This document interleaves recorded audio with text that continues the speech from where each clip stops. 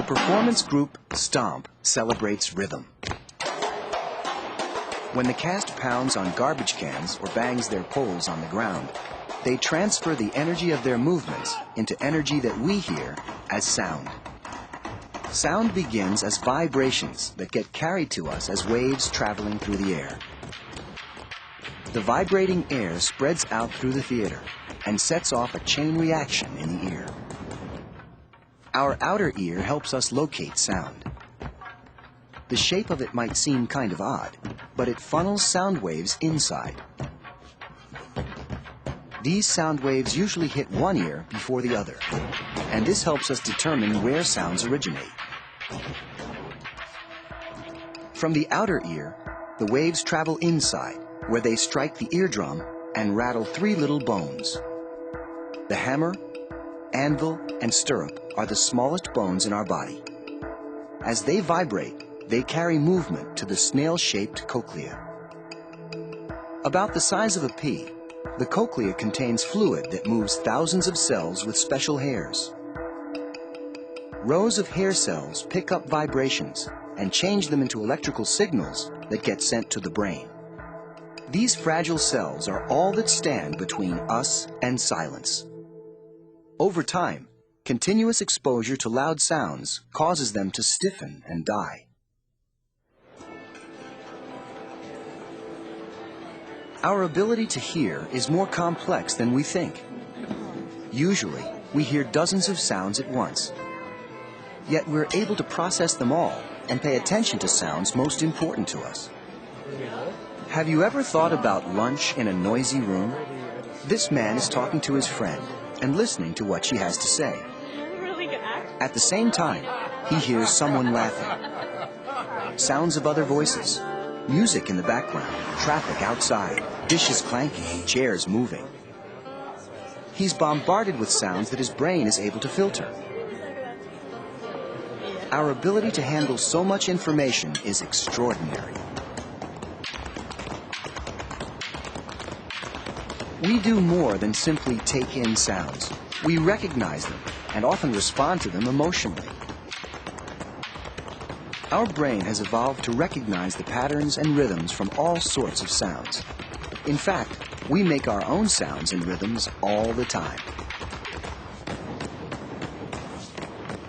I don't think there will ever be a day again in my life where I don't walk around and find rhythm in walking and breathing. And I mean, that's what it's all about.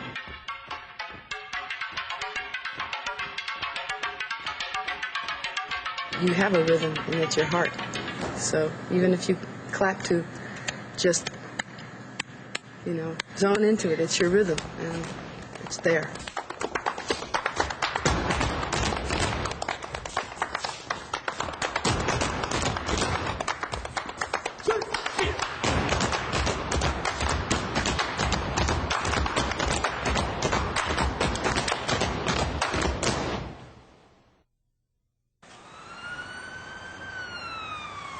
Imagine a world without sound.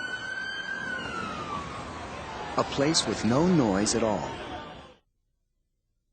This is how the world sounds to thousands of people who are hearing impaired. Leah Demeter was born into this world of silence. Her mother remembers that day. At the hospital, the day she was born, my husband was holding her, and he said, "I don't think she hears." I thought he was being silly and overprotective and over-checking everything. It turned out that he was right. Leah was diagnosed with profound hearing loss, but at the age of 9, she received a cochlear implant, a device that, for some people, can restore partial hearing. Unlike a hearing aid, part of this device is surgically implanted. All sounds are vibrations that pass along energy in the form of traveling waves. For Leah, sound waves are picked up by a microphone positioned above the ear. The waves are sent to a processor where they get coded into electronic signals. The signals travel to an antenna that transmits them through the skin to an internal receiver. From there, they move along tiny wires to the nerve cells in the cochlea, and from the cochlea, messages are sent to the brain. Do you hear anything now? No. Okay. So I'm going to make it louder. Tell me when you first hear something. Since Leah was deaf from birth, she works with an audiologist to understand what she hears. Over time, she learns the meaning of sounds. The technology was developed more than 25 years ago, but it still doesn't recreate sounds quite like we know them. This is what Leah hears as she rides her horse.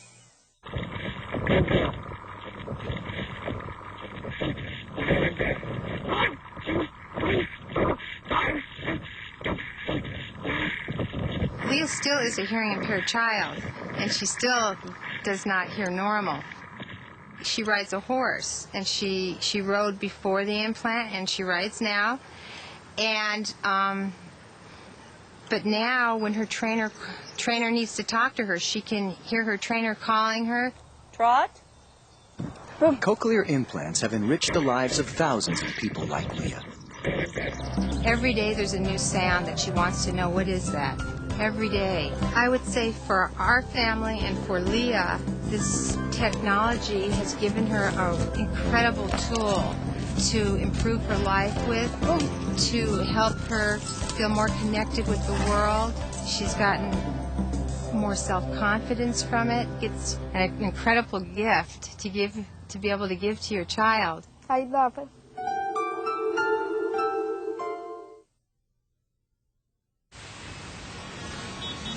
Sounds can surround us,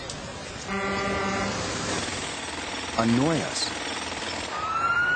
and sometimes overwhelm us. They can even be painful. And if we're not careful, over time, loud sounds can damage our ability to hear. Scientists measure the loudness of sounds in decibels.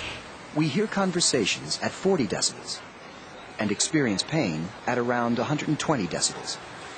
Just about the loudness of a plane taking off. Wouldn't it be nice if there was a way to get rid of some of that noise? Thankfully, there is. Companies like Noise Cancellation Technologies develop products to do just that. They're using sound to get rid of sound. Sound is a form of energy transferred to us in waves when something vibrates. To eliminate sound, a computer takes the waves and produces their exact mirror opposite. The peaks and dips of the waves overlap and cancel each other out. In a typical anti-noise setup, a microphone placed near the source of the noise collects the sound waves and replays them through a loudspeaker on the opposite side. The opposing sound waves create silence. In a car's muffler system, for instance, when loudspeakers next to the tailpipe are turned on, the exhaust noise is reduced.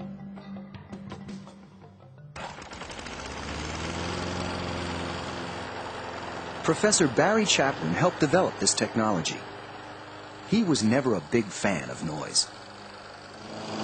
One man's noise is another man's music and vice versa.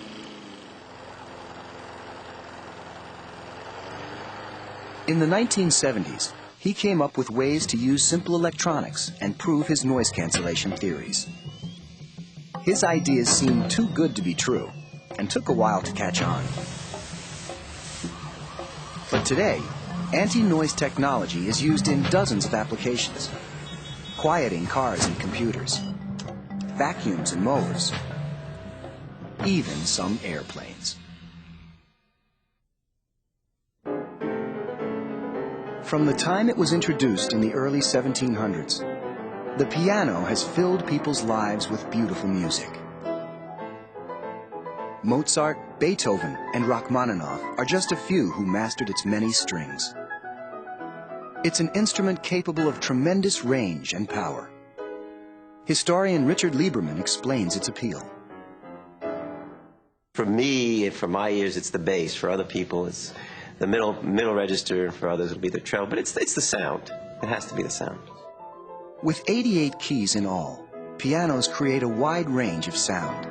When this man presses the keys, he transfers his own energy to them. Little felt-covered hammers strike the strings and cause them to vibrate. The vibrations are carried to the soundboard, the big wooden board underneath the strings. The The soundboard takes and repeats the vibrations, amplifying the sound like a big speaker. Today, grand pianos produce music loud enough to fill a concert hall. One piano used in concerts is the Steinway. It's a complicated piece of machinery built by hand since the 1800s. Steinway was the first company to use a cast iron frame, capable of holding more than 200 strings under enormous tension. Without great tension, pianos can't stay in tune very long. The company also crossed the bass strings over the higher-pitched treble strings. This allows longer bass strings to vibrate more and produce a richer sound. Around 200 skilled craftsmen work on each piano, using traditional methods that haven't changed much over the years. Because they're built by hand, no two sound exactly alike.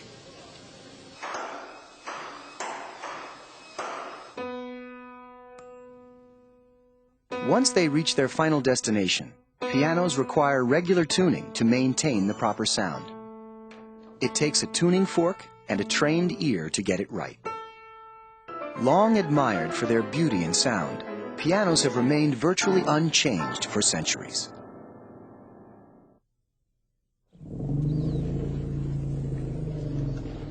The animal kingdom is full of sounds that people don't hear, sounds that are inaudible to humans.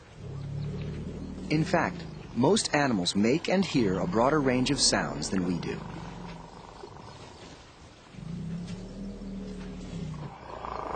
While studying elephants in the wild, Dr. Joyce Poole became convinced there was more going on than was meeting her ears.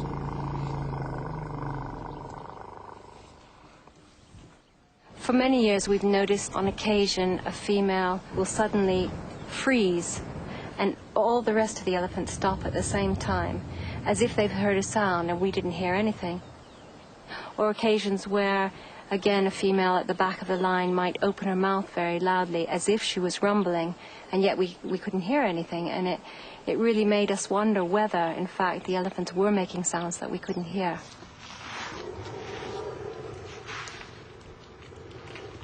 Zoologist Katie Payne helped solve that mystery.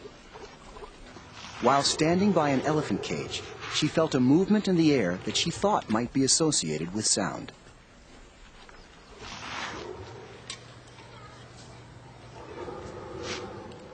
With equipment capable of recording low-pitched sounds, or infrasounds, that we can't hear, she proved her point.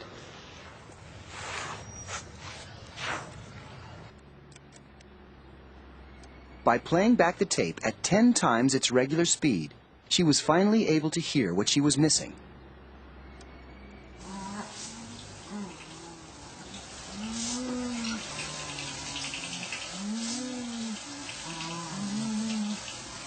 Nobody had listened for infrasound among land animals before. No one had thought there was an animal large enough to make powerful, low-frequency sounds like this.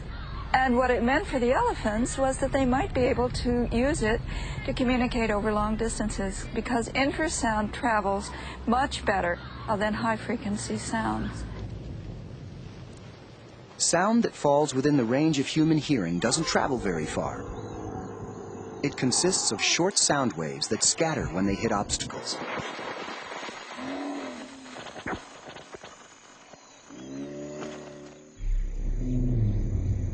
But infrasounds are made up of long sound waves that bend around obstacles with very little scattering. As a result, they travel much further. At the other end of the spectrum, bats send and receive high-frequency sounds that humans can't hear. This bat detector lowers the frequency, so the sounds become audible. Jim Simmons studies bats that use these sounds to see. Each time the bat makes one of these sounds, it moves the ears in this back and forth pattern, scanning.